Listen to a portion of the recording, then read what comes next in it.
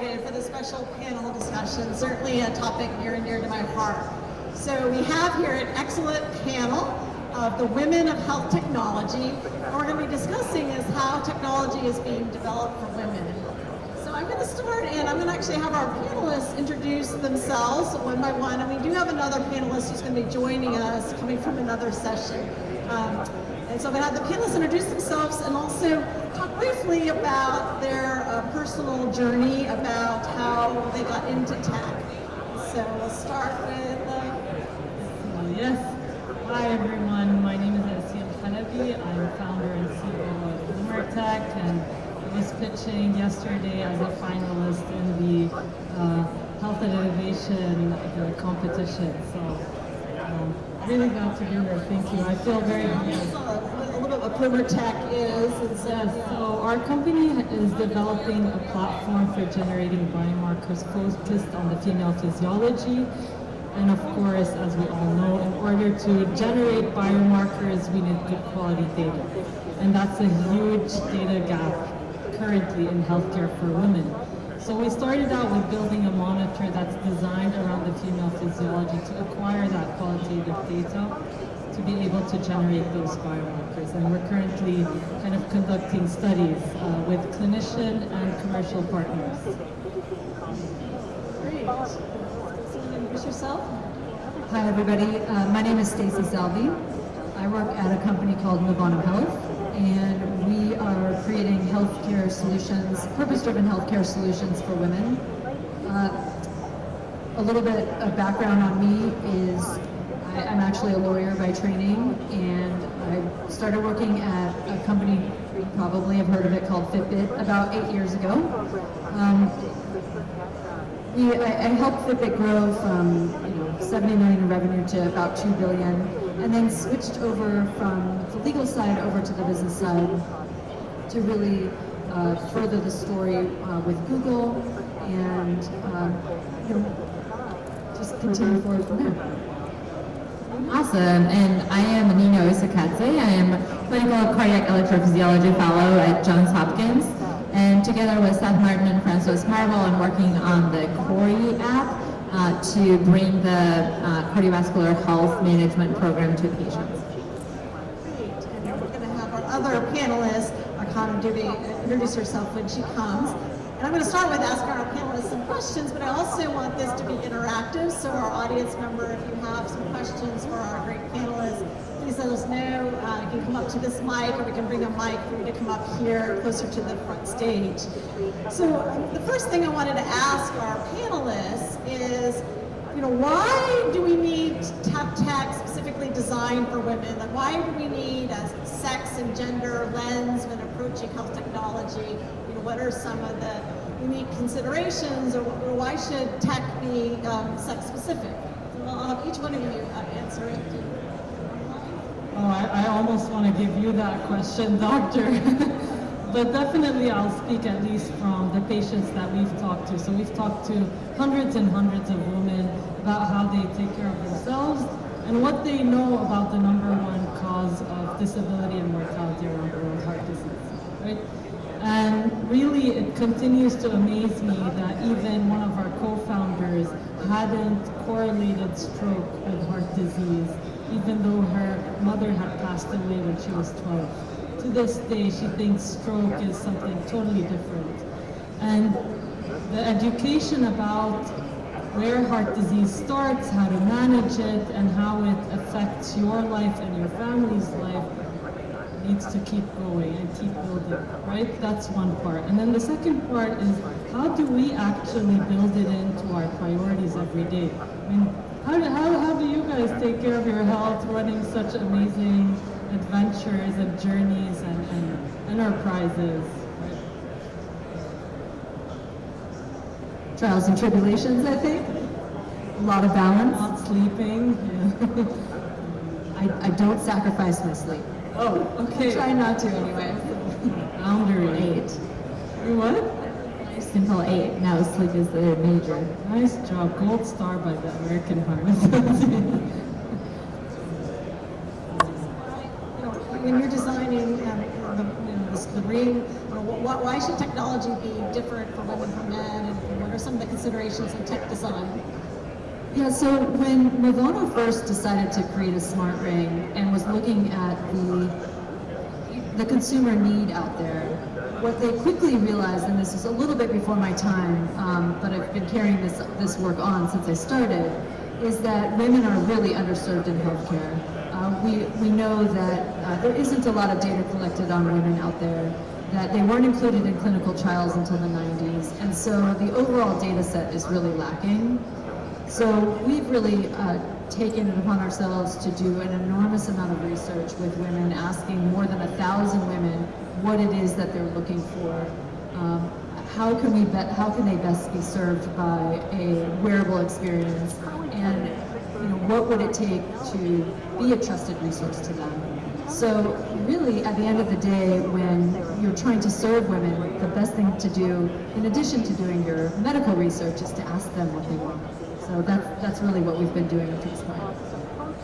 And Nino, Dr. Isakadze, I know you've been involved in designing the Corey app and for cardiac rehab. And so when thinking about an app or program like Corey Health, how did you approach it differently, maybe for considerations for female patients compared to male patients? Absolutely, thank you. And to build on what Stacy just said, women have their own specific challenges that they face during the everyday life. So when we were designing the Corey app for rehab or atrial fibrillation, we wanted to be very inclusive. So we did purposeful sampling to make sure that we had enough women represented in the focus groups to hear what their specific day-to-day challenges were, because the perspectives that they shared were, sometimes very different than what men shared, related to childbearing and so forth. So it was incredibly important to be diverse in that process. So we were having an interesting conversation before about, people might lose interest in wearables, and the big thing is people stop, wearing wearables over time, and so how we can design wearables that would be attractive to women to, not be intrusive and to, continue use. And so I think all of you, between a smart bra and a smart ring and having a watch app with the partnership with Apple, are some, ways that wearables of items that women wear every day commonly. So I was wondering if you could kind of talk about your approach in thinking about tech, but putting it in a wearable form that people will actually use that's not intrusive. Comment about your wearable bra. Definitely. Tell the audience a little bit. I was fascinated about this bra. Yeah, I love talking about it. I'm actually wearing one right now. So I think at Bloomer Tech at least, we've developed a culture where we're constantly talking about our own data, which I think is the future of how people will treat their health journeys. That, it becomes at the forefront of their mind all the time to put their health first. And to do that, you need to be able to understand your body, to be able to listen to your body. And without wearables, you really don't have that access. I think primary care and how hospitals deal with patients is extremely important, but they're also asking for patients to get involved. And this is one way for patients to get involved all day, every day, sometimes passively if designed right, like a bra. If your bra is always on your body, usually most women don't go out without the bra. I'm not going to say 100%, nothing is 100%. But yeah, it needs to be passive because a woman is already doing too much, and you need to help her put health at the forefront. So that when she's at her doctor and she's being asked what were your symptoms, she's not scrambling to remember, like in her busy day, what the heck happened, on a Tuesday when she felt that symptom. No, it's right there, ready. So I had heard, we'll get to Stacy in a second, but I wasn't familiar with this bra, but apparently, ECG, but temperature, activity, posture, impedance, who knew a bra could be so smart? So that was really cool. And I'm thinking, moving on to Stacy next, about, jewelry. Women like to wear jewelry, and thinking about designing rings that, look like, doesn't look like a wearable, doesn't look like a tech design, and sort of and tell the audience, what the modern ring, kind of data it collects, and something about when you design what it's going to look like, the appearance. What were some of the considerations? Yeah, absolutely. So wearables happens to be my favorite topic, so I love talking all things wearable tech. And really, just like you said before, one of the dirty secrets of wearables is that people take them off because they see the same data day in and day out. They're not really sure how to integrate it into their daily lives. So at Movano, we're really cognizant that this data needs to be actionable. It needs to help drive strategies and help show patterns on a longitudinal basis. That's exceptionally important to having a really sticky user experience. The first ring that we're coming out with is going to have a suite of wellness metrics, somewhat similar to what you might see with the Oura Ring or Fitbit. But we also will be seeking FDA clearance on a number of analytes to ensure that the data that we're providing is medical grade and fully trustworthy and dependable. And so almost everybody has a smartphone these days, and a lot of people are wearing some kind of smart watch. And so maybe you can comment, Nino, about the partnership with Apple and the Corey app, and the uptake of use for watch and smartphones for tracking health data. Absolutely, and you're making a point about that is very important in terms of accessibility and health equity. So in terms of use of smartphones and smartwatches, we had some patients that said we would love to manage our health with the technology, but we don't know how to do that. So then we sat down with them and we went through the brainstorming process on how can we get the technology to their fingertips so that they could use it.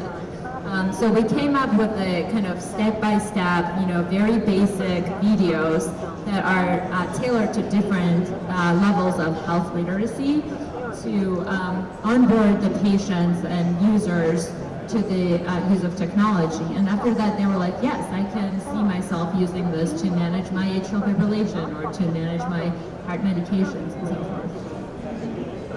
So next question, I would have Stacy start first, and then we can have people add. It comes up on privacy. So certainly, as I work in medicine, we're always thinking about HIPAA, things that as research, we have to go through extensive. We'll do intersecting here in a second. We're doing it. Extensive things to protect patient privacy. We have to answer to our IRBs and all the ways we're protecting patients' privacies. But tech devices, they collect so much things. Our smartphones, they know our location all the time, how many steps we take, where we eat, where we go, who we interact with, who we call. And when you're designing health tech sort of devices, are women more concerned about uploading data about, related to privacy, about, their activities and their exercise and their diet and all the other health information? And are they concerned, who has access to that data, what they're going to use with that kind of data, and what as companies are you doing to ensure, the privacy of the users in these devices? Yeah, absolutely. I think particularly in this political climate that we have today, women are very cognizant of what's happening with their data. And at Movano, because we're a medical device company, we will be building our systems to comply with HIPAA and the other relevant laws. So it's really critical that we are able to design our back-end systems with privacy in mind from the very beginning. And that, of course, means that the user has the ability to share or not share their data at their own volition. It's only with their permission. And you build the systems securely in order to facilitate that. And then also, because so much has been going on in the political climate, we are observing what's happening on a state-by-state basis, so we're sure that we can respond accordingly within our product to give as many options as possible to the extent there is an issue. We have Nino and Aceil talk about privacy, and then I'm going to then move to introducing our new panelists that just joined us. But let's finish the privacy questions. So Nino, obviously you developed Corey in a research setting, and I know you've thought a lot about privacy, and you have all the IRB approvals and things like that. So with the Corey, data, what are you doing to ensure privacy or ensure patients that what you're doing with the data that you're collecting? Absolutely, and as Stacy mentioned, we are also very transparent. As patients are downloading the app, we make sure that they, go through the process of reading the disclosures and so forth, and accept the ability to share their data. And then we only store the data in a HIPAA compliant way, and we store the research data also in the, secure Hopkins databases, so it's not, it's making sure that we have highest level of patient privacy. Aceil, do you have any thoughts about privacy from Bloomer Tech to add to other speakers? Yeah, I mean, digital for sure. We're building our infrastructure all around these HIPAA compliance, GDPR. Everyone who's making any advances on how to treat patient data, where and for how long, is very important. And I think from the patient perspective, it's very simple, right? I don't think any of us hasn't been in a situation where we just want to understand what this technology wants from our data and what we get out of it. So trying to be super in layman's terms, explaining like, this is what we need, this is what you get for it, and you have at all times the permission and ownership to handle that data, to take away the permissions whenever you want is important. And I think as long as you treat people with respect that way, then they will find that they can trust this relationship and exchange. Great. Well, now I'm going to welcome, we have another panelist. It's my pleasure to introduce Dr. Archana Dubey with AliveCor. And if you can introduce yourselves and tell the audience a little bit about what is AliveCor, and then I also want to hear about how you got into tech. So tell us briefly a little bit about your journey. Oh boy. Hello everyone. I did do my 10,000 steps, I think, running from the other panel to here. So very heart healthy. Yes, I'm Archana Dubey. I am a physician by training for 25 years. And yes, I'm somebody who is the word doctor entrepreneur. So I think Pat used it. So yes, I have practiced medicine. I have taught in Stanford for a decade and a half, and then for almost last decade served self-insured employers. So I've stayed on the payer side to really see all the stakeholders in healthcare. And then in the last 2 years, I'm Chief Clinical Officer at AliveCor, building a very clinically sound solution for the enterprise growth for AliveCor. And let me share what AliveCor is. So if you don't know, AliveCor is a company that has been around for 10 years that builds the credit card size like device that does EKG, single lead and 6 lead, and we have been serving patients or members direct-to-consumer space for a decade. 2.2 plus million unique users who utilize our technology, not just in the US, but in 42 countries. And we are really enabling cardio diagnostics in the hands of individuals in their pockets, so that we are able to remotely help them for the cardiovascular needs. We are helping them with rhythm management. We do have FDA clearance around atrial fibrillation that actively, 60% of a device sale happens from physician recommendation. So there is a huge adoption from cardiologists that are recommending this for remotely manage their atrial fibrillation population. In the last 2.5 years, we have also launched an enterprise offering for our employer health plans and at-risk health systems to better support members who are sitting behind the paywall. Because we want to democratize cardiovascular care for all. And people who can't afford or who are under insurance do not go and buy the devices. So we are bringing the care to them in the health plan space. I want to just mention that we've talked to so many women who've come to us saying, hey, is the bra ready? And we go like, it's not over the counter yet, but if you need help convincing your doctor that your symptoms, are something you're not okay with, we recommend the AliveCor Cardio. So we kind of give them the one we have in the office, like go get, and Thank you. Thank you. We appreciate it, especially in the context of women and healthcare. most of the cardiovascular diagnostic around EKG was not made women in mind. So if you think about the patches and the undressing and women who probably are breast cancer survivors or who had surgeries, they're not receptive to using patches on their chest, and they're different body habitats. AliveCor is allowing for them to get the same data, the same accuracy from dry electrodes, that they do not have to do any of that. So we are looking forward to having this conversation. And I do want to double down on the privacy part. Please, you did ask the question. So having a decade of experience, the trust of the consumer was very, very important. So we are a HIPAA compliant organization that does have ISO 2 and all of the measures in place that allow us to really truly guard the data and give that control of that EKG that a patient is generating in their hands. So they allow which inner circle primary care provider that they would want to share this information. Primary cardiologist provider, they want to share this information, or their caregiver, they want to share this information. Otherwise, the data doesn't leave from the member profile. So one important issue we've sort of touched upon already, but I want to take a little bit of deeper dive. It's around sort of the health equity and access, and how do we pay for it, and reimbursement for tech. Especially in the background, often that women, do make less money on average than men, and so some of these devices can get expensive.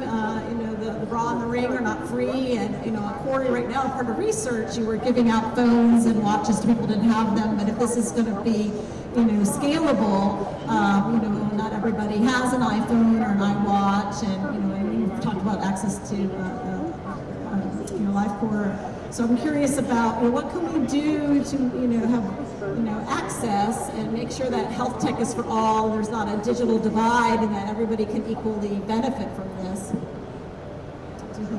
These are tough questions. So it's not so much a tough question as in like pouring salt on the wound. Yeah. Just because I think financial incentives in the healthcare space are not aligned in such a way to support preventative care out of pocket if you're not kind of able to have the right insurance or the right access. So it's a systemic effort that needs to realign to support that kind of care pathway that hopefully avoids either adverse outcomes or just really bad costs down the care pathway, right? So I think yes, nothing is for free, but the little you can pay today will hopefully save you that expensive surgery, that expensive rehab, that readmission, that drug experimentation until your body finds the right match.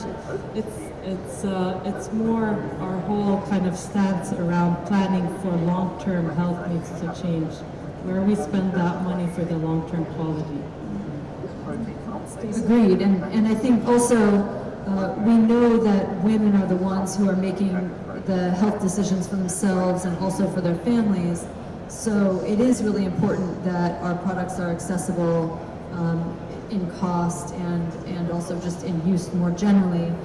One thing that we're looking at Movano is what it means to be reimbursable through FSA or through a provider. That's going to be really important for our long-term strategy and also to reach as many women as possible.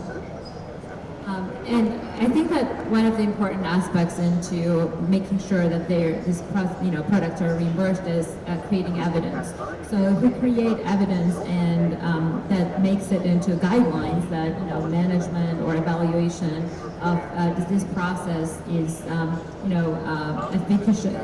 efficacious as well as cost saving, then we are going to be able to implement them in everyday practice. Yeah, and I agree. Women are the CEOs of home. Whether they work or they don't work, they are the CEOs of their home. They're taking care of their parents, they're taking care of their kids, and they're taking care of their own family. And so it is really important to make technologies like what we are building accessible and affordable for women. That's why, if you notice, like AliveCor devices that are giving the same data as a $3,000 device that is on the other side of the reimbursement in the market is less than $200. So we are trying to meet from our end, from keeping the cost of that accessible device down. We've also added a nationwide network of cardiologists that are able to support in the moment. So if they can't get in with their own cardiologist, that through a telehealth, they're able to use the EKG, meet up with the cardiologist, and make a visit that is very low cost. So that's the other thing that we're making it available.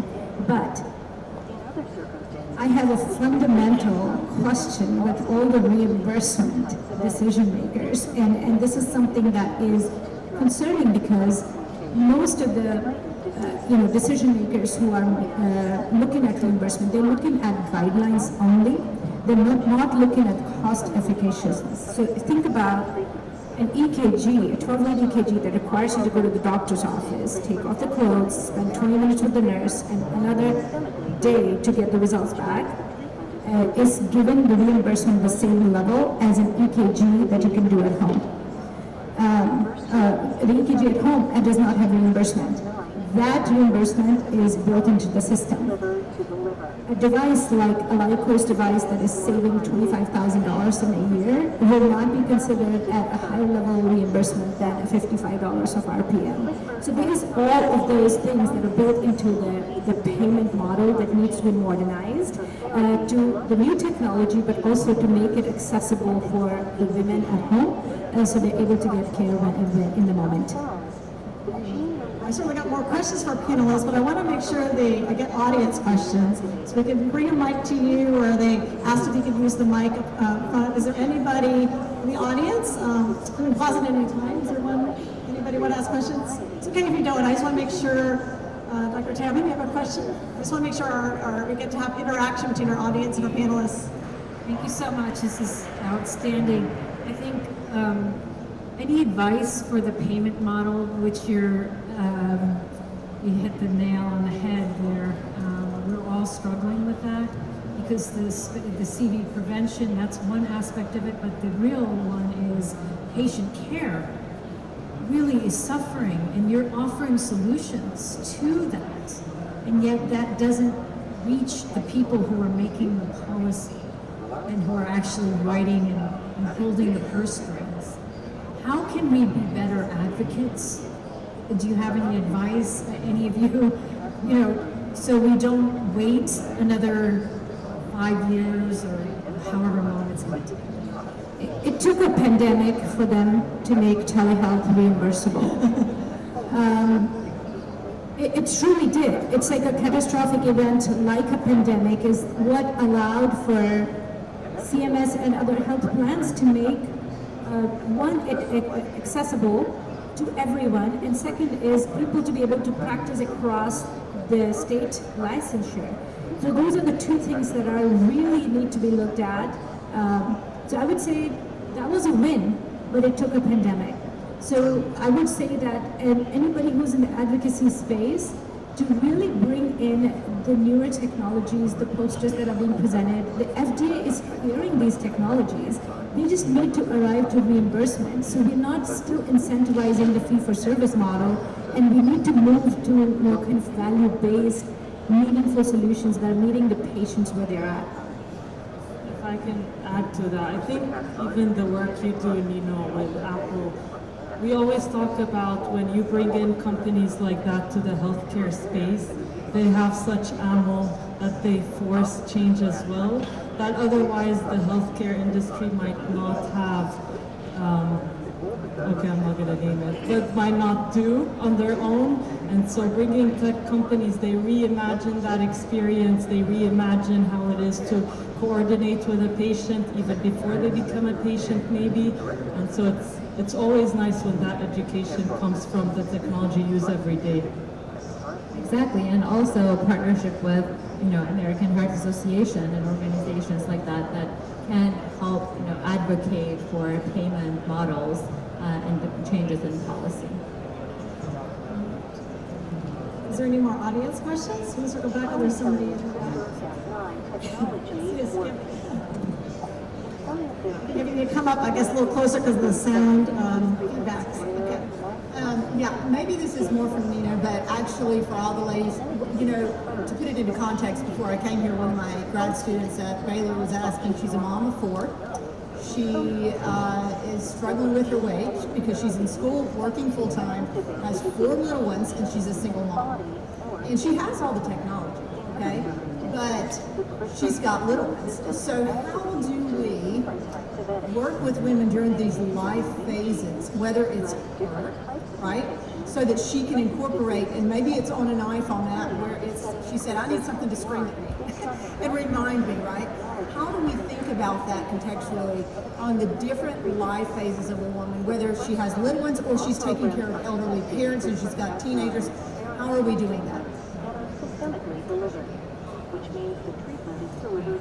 That might be my favorite question so far today. Certainly, one of the things that we know is not every woman can hit 10,000 steps in a day. Not every person can get the recommended 7 to 9 hours of sleep every night. And so it really is time to start meeting people where they are. I think women in particular, maybe they can even go first. And that's something we're really focused on at Movano, is really celebrating that daily progress, but not just daily progress, monthly progress, and really that long-term goal, and being dynamic in how we approach her. So perhaps her goal one day is just to hit 6,000 steps, and then after a few weeks she hits those 6,000 steps. And then we will give her an opportunity to try something new. If she needs to be screamed at, I'm not sure I can build that into the UI, but I'll consider it. But certainly it's an ongoing and evolving process. I also love that question, and stories like that are what is inspiring virtual care delivery. So we know that, like traditional cardiac rehabilitation, for example, only 20% of patients actually attend those sessions, and that's because of the work and, you know, if there's a busy mom or someone who is at work and so forth. So that's why the virtual delivery models allow the delivery of risk factor modification at patients' convenience.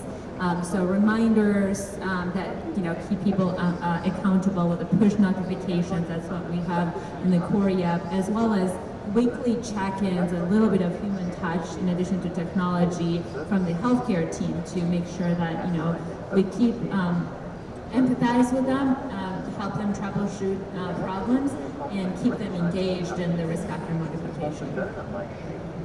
I will give a couple of examples. We do have a condition management solution which is end-to-end. So it is device, data, clinicians, a clinical team, and then next best action. So that allows for women who are busy in the day have a virtual solution. And imagine if they have hypertension or atrial fibrillation, specifically atrial fibrillation, it's a very overwhelming condition.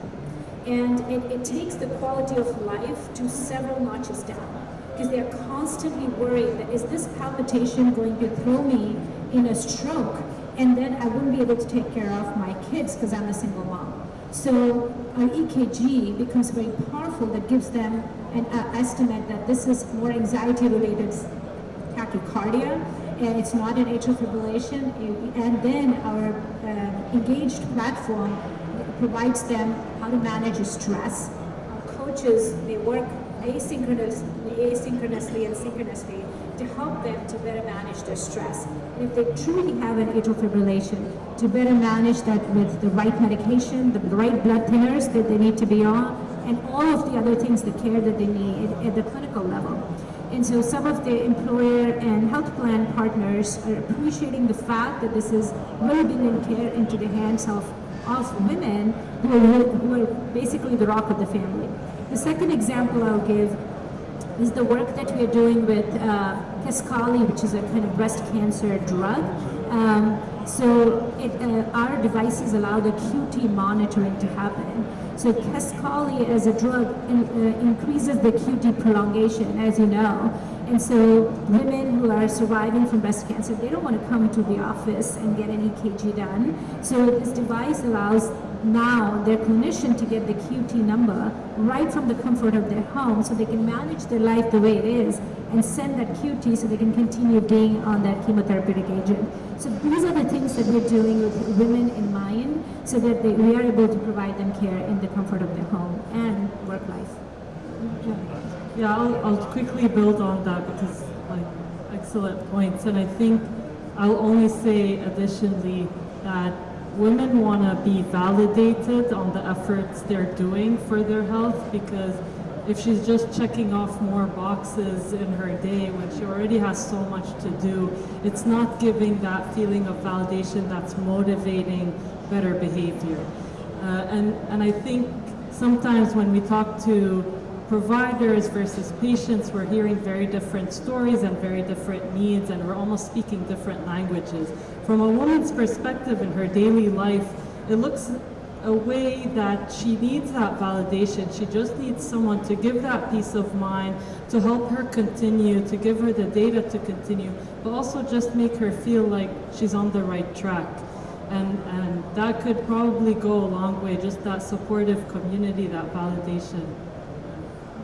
And I'm going to ask another question near and dear to my heart, but first I realized I didn't fully introduce myself, and so this will relate to why this is a question that's near and dear to my heart. So it's my job here in Michos. I'm a cardiologist at Johns Hopkins, and my clinical practice is women's cardiovascular health. So I have all my patients now, I see only women patients in clinic, and a lot of these issues seem to come up. Women don't feel they're adequately listened to, that people are not listening to their symptoms or validating their symptoms, and they have unique challenges in their personal lives as the CEOs of their families, and they take care of their dependent children and their aging parents, and they have spouses or partners, they have their own career, especially midlife is a really busy time in women's life as they're managing all these other things, and they're often neglecting their own heart health. You can't talk about them separately because to the woman it's all connected. Right, it's all connected, and so thinking about more a family-centered approach, and so these challenges and how tech can combat those challenges. But the other thing I'm really interested in is I'm also a clinical researcher, so I have funding from the HA, thank you, and the NIH, and I get to collaborate with Nino, Dr. Isakadze, on our SFRN and health technology. And one thing that's been really, a major focus and interest of mine is how to improve diversity in clinical trial enrollment. There's been a big problem with the majority of cardiovascular clinical trials only enrolling about 25-30% of women. And without enough women in trials, there's not enough data to really, see if the device or the drug or the therapy has similar efficacy and safety in women compared to men. So how can we, now we've moved into more pragmatic trials, we had to redesign how we do trials during COVID. How can technology, can we capitalize on health technology to maybe reach populations that are not, in terms of recruiting, in terms of maintaining them in trials? How can we use health tech to our advantage in actually getting more women in diverse populations in trials? And particularly I'll lead to Nino and Archana, who's been in academia, about what their thoughts about technology and trial enrollment. Yeah, absolutely. I think you hit the major points, and I think first step is to include patients in the trial design. So in the conception of, as we're trying to plan the trial, to include women as well as other minority groups in the trial design. And that's, I think, what we're doing at the our HASFRN centers, where we are consulting with our community advisory board to help us, give us hints on how we can increase the improvement. What messages should we deliver when we are consenting patients? Because when we find that some people may have mistrust with the healthcare system. So how do we approach the enrollment consenting process and start there and meet their needs is the most important aspect. Yeah, and I would say that last 2.5 years of pandemic has taught AliveCor quite a bit to participate in this. Because women, and most importantly, women from a diverse or minority population, is the least represented in the clinical trial. So it does lead to, and most of the clinical trials happen between the four walls. And this is the question they asked me in the previous panel too. Because this is a burning topic. How would you even assess a therapeutic if you did not assess it in a diverse population? So that was a big burning topic during pandemic when almost institutions shut down. Most of the clinical drug and clinical research requires EKG as part of the signal. And it's baked into the clinical protocol, the clinical trial protocol. So we worked with CRO, decentralized trials to enable the EKG as a signal for a large subset of population that allowed them to now have access to a very diverse group of population, including women, including people from minority groups, and then also international, because we are in 42 countries. So we're working with large CROs, but also working with several biopharma companies to really use their technology. And that has helped to scale and also fasten up the process of clinical trials. And that's a really important question that you asked, especially women are least represented there. I have a question. I'm wondering that if you put the right incentive for women to do pilots, if it'll actually work, like free daycare, or like actually something that might influence their life. I mean, certainly, I think it's important that we're doing trials on issues that women care about and affect women's health, and that we do trials in areas of, pregnancy and menopause and things that impact women. We do see in certain areas like the weight management studies looking at GLP-1s and the dual agonists, and actually they over-enroll women. They're more like 60% women. Women are often very interested in weight loss in those trials. Things like the Apple Women's Study, enrolled very fast. When you ask questions of research that matters to women, I think that's a key. But also, I sort of think that there should be certain caps on trial enrollments, that you need to have meet certain recruitment targets across certain racial ethnic groups as well as women. And if you're not recruiting, then stop at some point. Stop recruiting white men until you meet your cap of women and things like that. And I do think there should be incentives to investigators to make sure that they meet those target enrollments, and really in the design of the trial, having a very concrete plan of how they're going to recruit these trial participants. And I'm optimistic that tech can help. We see this in advertising. So in the business world, advertisers are actually pretty good about targeting ads to certain groups and figuring out. And so I think maybe we need to take cues from that and how we approach participants for trial participation. Good. I want to take some more questions from the audience. Sorry, I have another question. So venture capital for women in tech is abysmally low, as you probably all know. 3% of a multi-billion-dollar industry. My question to you is, how can we get into that pot of money, of bigger share? Any ideas how we could advocate for that, or who should we? Always looking at meetings like who should we be talking to? Who's the guy that got the pot of gold that is not sharing with women? And where can I find this leprechaun? And maybe you all have some ideas. How do we get more women into tech? I mean, first of all, this is our community, right? Like, first of all, we need to lift each other up. So even if we might be competitors, the first person I want to look at is, you know about women's health, I want to work with you, right? Like, that's the first, and same, so if someone invested in you, we should talk, right? And I think the second part is just getting more women exposed to this area. So I think it's not easy for a mom to start her own company in women's health that's underfunded, under-researched, and then go and, pitch as if, nope, my life is easy, I'm going after the money, right? And at the same time, the more I talk about this, the more the women in my family, in my circle, know about it, and they want to try it. You see someone that looks like you trying it, you want to do it too. But the less you see people, then the less it is an option when you're considering what it is, whether you go in VC, whether you go investment banking. So. Where do we find these leprechauns? Golf? I don't know. Yeah, so I would say that this is not a plug-in, but this is, I live in Silicon Valley, and I've been a founder of a failed startup, which is generally actually a good thing in Silicon Valley, because you only learn by doing a startup, all of the things that you should do or shouldn't do.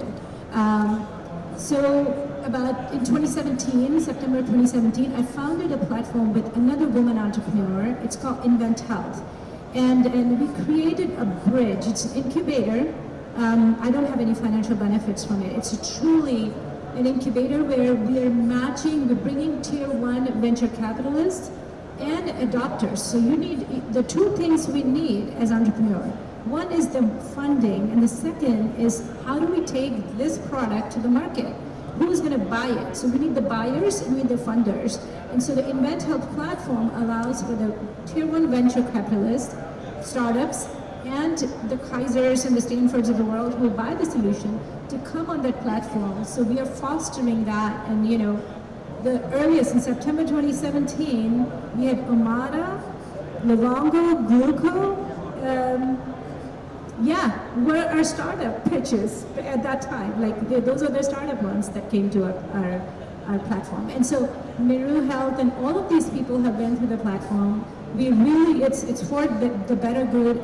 The platform is there. So I think I'm just giving an example. This is something you can do in your own neighborhood. Start a platform that allows for venture capitalists to come there, for buyers of the solution to come there, and have all these startups to come and pitch there. If you can do and replicate that model, rinse and repeat, I would say it would be very successful. Maybe we should pitch it to women as one. Well, great. And the last thing I'm going to ask our panelists a little bit, all of you came from very unique backgrounds. We have 2 physicians, we have someone coming from a law background, with a master's in engineering. So how did you find yourself in a career in tech? What attracted you about pursuing a career in tech, and what would you advise some of our audience members if they are interested? Like how does one get into tech? If they're looking for a career change, or any comments about that? So, Sure. Well, I think to start, tech is so ubiquitous now. I would argue everyone's already in tech. Okay. Even using the smartphone, you are, enforced into this space. It's more what you do with it that kind of probably carves your path. So the way I got into it is because I actually had some family members go through some diagnostic experiences that blew my mind, in the sense, okay, are we still here? Is that where we are? Okay, we need to go back to the drawing board. And I met my co-founder at MIT. She was already kind of studying computer science and trying to understand what can be done in this space to readdress diagnostics and readdress it in a way that completely transforms the care pathway. And so we after graduating, we made it happen, and I wouldn't say I would have gone into it any other way, but I was exploring tech anyway. It's just I want to now use it to make a health impact, and I hope this is a good legacy I leave behind. Get into tech, Stacy. My story about how I got into Fitbit is a little bit silly, so bear with me. I got a Fitbit for my husband for Father's Day, and he promptly lost it and bought another one and then found it. So we both had one, and I had my first son, and we were competing over who got less sleep. Like, he could actually get less sleep than me, even though I was breastfeeding at the time. And so when I saw that there was an opening on their website, I was actually in the throes of applying for business school, but I knew the general counsel there, so I threw my hat in the ring, and the rest is really history. But since then, I mean, I've always been super fascinated with fit tech, and really now health tech is the direction that everything is going in. I think it's so powerful, it's going to be so impactful. We've already said this so many times, but women are so underserved in healthcare, dismissed at the doctor, and to me, wearables really are that solution that can pave the path forward. So I guess it's a bit of a passion project, and that's it. So Nino, you were a cardiology fellow. You can do research in anything. What attracted you to do your research focus for your AHA fellowship in the tech field? Absolutely. So I was a medicine resident when I started enrolling patients for the study where we're validating algorithm for EFib detection. And I found that first patients loved the technology and they, it was instant gratification. They could see what their rhythm was. And then I saw a huge role of the technology in not just diagnosis, but managing their condition as I was following up patients with the atrial fibrillation. Because as Archana, you mentioned, they can have atrial fibrillation episodes whenever it's not predicted, and it creates a lot of anxiety. So I saw huge potential of digital health interventions in helping patients in everyday life. So that's what inspired me to kind of continue my work in technology. Again, I mean, you started out a pathway similar to me. You had academia, academic career, and medicine. So how did you make this big switch from the academic career into career in tech? So I'll just say one word is impact. So I actually followed impact from the time I decided to come into medicine to like private practice to academic practice to helping self-insured employers or population health, and then coming to AliveCor. I got inspired to come to medicine because I grew up in a town called Bhopal. If you don't know, it's in India, that had the gas tragedy happen when I was in 11th grade. And that just totally changed my path from going into being a police officer to becoming a healthcare provider. I was serving people anyway, but this is a different kind of service. So that kind of is my personal story why I came here. But I noticed that in my personal private practice, I was just serving one patient at a time. It was not just, but it was one patient at a time. But there was an urgency in me to kind of expand that ability to serve more. And so I went to academia so that I can influence, hopefully, the new upcoming students to help them serve the patients better. So that was kind of expanding the impact. And I worked on a larger scale at Stanford with the corporate partners program and others to expand that access to care. But then I joined the self-insured employers to be able to serve larger population. We had 300,000 employees at HP when I joined them, and so we were able to serve that large population. And now at AliveCor, we have 2.2 million people. So we're just kind of expanding what I've learned and just learn from that process and keep expanding and helping more and more people. So that's essentially my drive to tech, and tech allows you to do that. It's great. You see 4 different speakers that really all came into tech from different career angles and made the successful career in tech. So we're about running out of time, so I just wanted to give our panelists just any opportunity. Is there any last thing you wanted to say or make a comment that we haven't covered yet? I just want to be able to let everyone make a final comment if they have something to add. I'll go down the list if you have anything to add that you haven't said yet, Aceil. Well, I'm honored to be part of this panel, even by accident. We're meant to be with it. Thank you. And really, like I always love growing the family of people focused on women's health. Women's health is community health, and I really hope we get to kind of redesign how we think of healthcare, just because women are different and they could bring something new to the table that could propel the future of health in AI and otherwise. Stacy, any final thoughts? Similarly, I'm very grateful to be here, and it's a really exciting time to be focused on women's health and have a lot of the technology to bridge some of the gaps that have been standing there for much too long. So, I also agree. I'm thankful to be here today, and it's important to bridge the digital divide with women and minorities. So I think that's kind of the next step that we should all be working together. Again, one word, be tenacious. And that's something that is very important for us, especially we have the seat on the table, not just we, all of us have a seat on the table.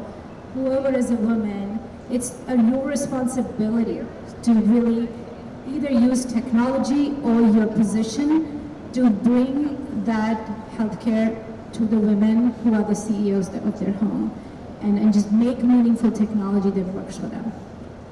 Well, Thank you. Unfortunately, we're out of time, so I just want to thank, again, this has been really fun for me to moderate this, but I just want to thank so much for our fantastic panelists today. This is really a great topic, and it's so inspiring for me to see women in health technology making a difference for women. Thank you to all of you for being here. Thank you to our audience.